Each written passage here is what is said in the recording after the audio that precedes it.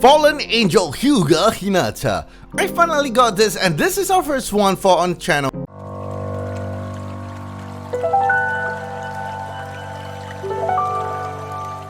I have been waiting for this so long. I just want to say sea shipping is really but the woes of resin collectors, because almost all resin figures come from China, and I know shipping these figures can sometimes cost the same price as the figure itself. But this episode is gonna be amazing, I swear, because you know what? I had this evening a stamina bowl of katsudon and gigantic boba tea, and it was the cost of lugging this huge box into the studio. You wanna listen to this before you move on, because the box is not as cool as it seems.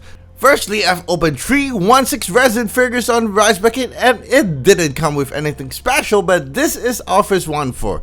It came with a super elegant white leather box.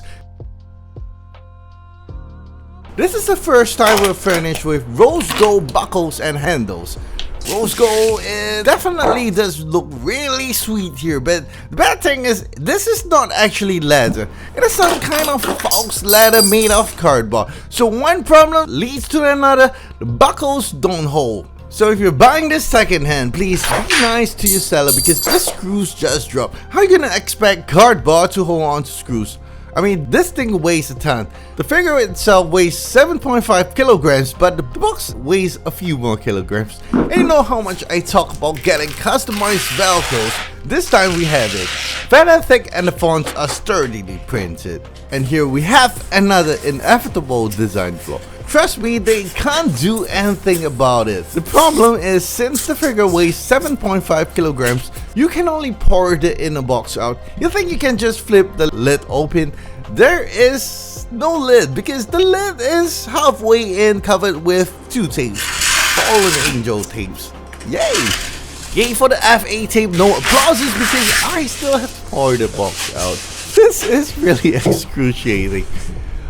We get a really nice instruction sheet. Honestly, let's be fair. Compared to Japanese instruction sheets, this makes you feel like you're given Empress treatment. I mean, instructions are pretty easy.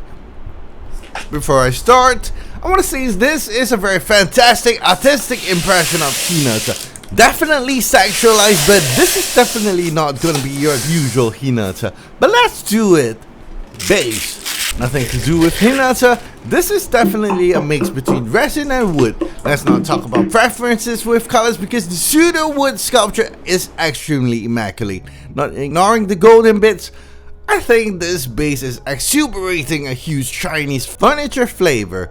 Chinese USA, I already told you this is just Naruto inspired. And finally, we have detailed looking rocks. This is also perfect. Base, I'll give it a 10 out of 10. If you don't like it, it's just your preference. Shoes. If you have a magic wand that can turn anything into a miniature, here it is. Hinata's shoes, without even needing to use a wand. It's just a thing buying figures with reputation. FA nailed it again. I particularly like the fabric looking texture. Skin.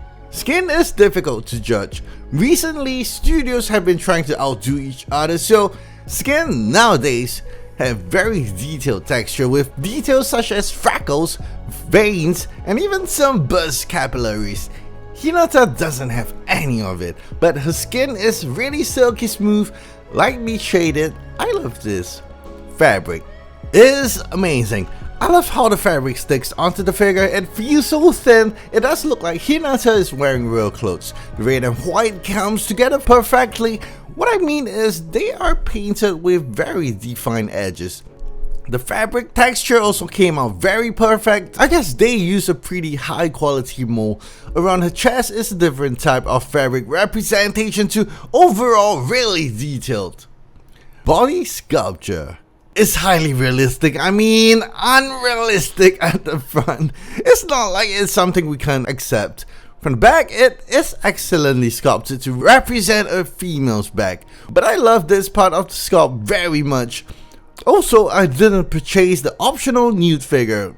I just didn't find a reason to display it. But being a fan of some other series, we did pre-order some figures with their alternate versions. Please look forward to those videos. There's a lot to cover, so let's do it faster. Fan. Really, the material on the handle doesn't really feel very ancient, but still acceptable. Fan is immensely detailed.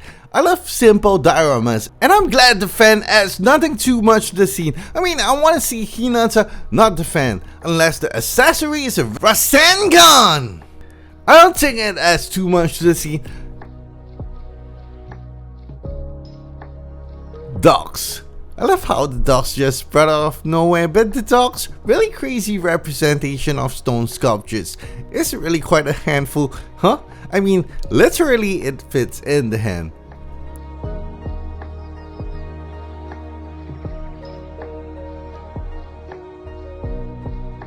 Head. I said before, don't expect this to be Hinata, but now holding it in my hand, it definitely has Hinata's face shape. I like the glossy eye Byakugan. The face definitely has a very defined sculpt with all the necessary makeup. Seriously, very happy to receive this release.